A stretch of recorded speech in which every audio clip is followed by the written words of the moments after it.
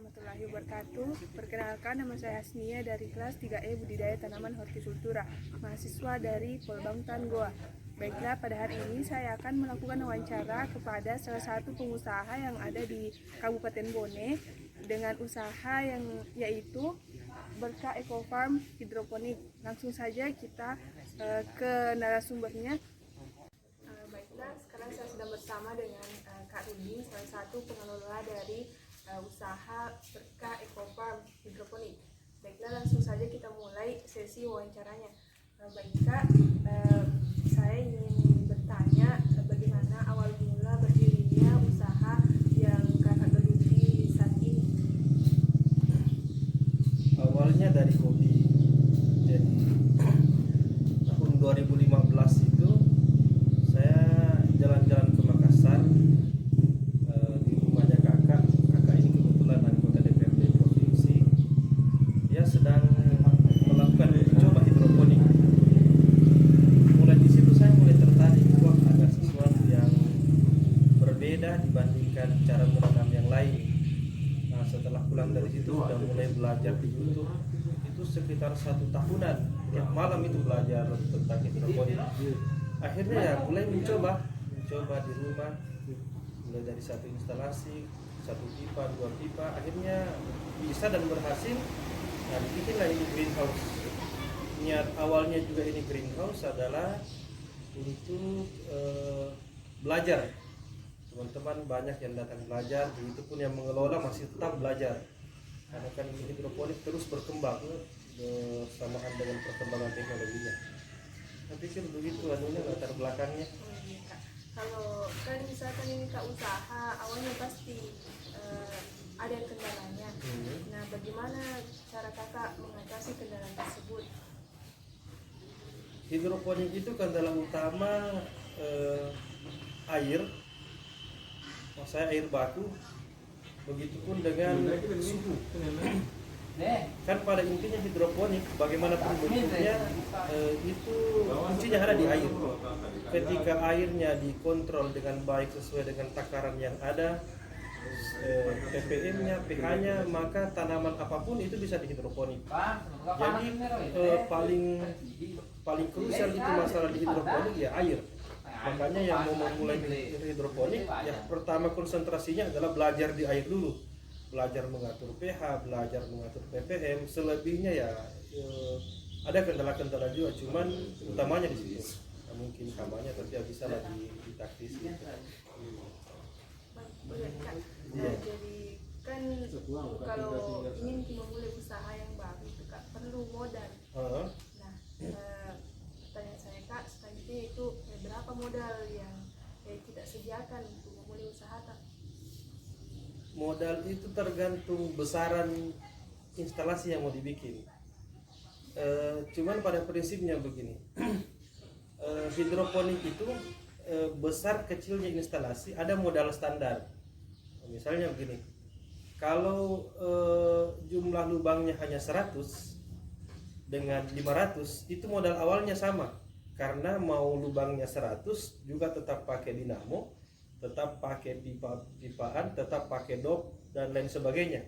Begitupun dengan jumlah lubang 500 tetap pakai dinamo, pakai dop, pakai plastik apa dan lain sebagainya, sehingga ada yang dikatakan modal dasar dalam hidroponik. Sehingga kalau bicara modal, pilihannya kita berhitung, jangan terlalu, kalau pemula ya, jangan terlalu banyak lubang, jangan juga terlalu sedikit. Karena kalau sedikit ada modal dasarnya tetap sama, juga banyak modal dasarnya tetap sama. Tapi lagi-lagi hidroponik itu jujur modalnya besar. Karena semuanya ya pipa, plastik UV, kanal C dan lain sebagainya itu kan modalnya besar. Sehingga ya harus memang dihitung baik-baik. Dan paling utama untuk memulai hidroponik itu ya harus benar-benar menganalisa pasar. Kebutuhan pasar apakah sudah sesuai atau tidak. Karena tantangannya adalah hidroponik ini biaya operasionalnya mahal, biaya modal awalnya mahal. Sehingga kalau pasar tidak sesuai, maka ya banyak teman-teman yang akhirnya ya berhenti, banyak terbengkalai instalasinya karena itu tadi. Jadi kalau cerita modal tergantung besarnya yang mau kita bikin. Jadi rata-rata itu Kak, kalau misalkan kita pasarkan ini hasil produksi dari usaha tak, keuntungannya maksimalnya itu berapa Kak?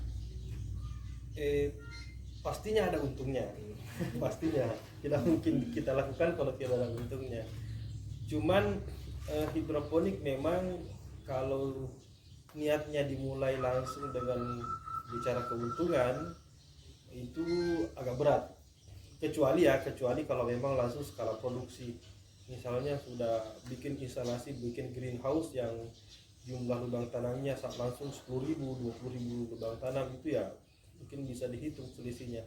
Tapi kalau untuk skala-skala greenhouse yang seperti kita lakukan, modal awal sebenarnya adalah ini harus dijadikan hobi. Terus kedua, kita harus tumbuhkan kebanggaan bahwa hidroponik ini sesuatu yang baru, yang dulunya orang tua kita menanam di tanah, sekarang sudah cukup di air, cukup di pipa. Itu dulu yang menjadi semangat. Terus kalau keuntungan ya pastinya ada. Cuman namanya bertani ya harus hitungan keuntungan itu berhitung pada jumlah kuantitas. Semakin banyak yang kita tanam ya pastinya semakin banyak keuntungan yang akan kita dapat. Tapi kalau misalnya hitungannya masih kecil-kecil, intinya kalau sudah bisa terus berlanjut dan operasionalnya sudah bisa dibiayai dari hasil penjualan, itu sudah bagus. Tapi kalau lama-lama ya pastinya juga akan naik.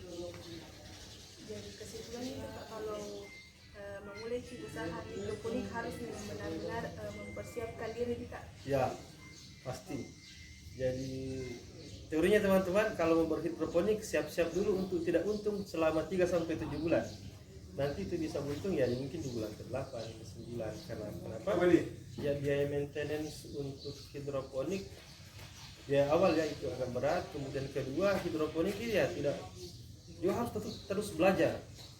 Karena mungkin satu daerah cocok, daerah lain juga cocok, tapi perlakuan airnya, perlakuan suhunya yang berbeda.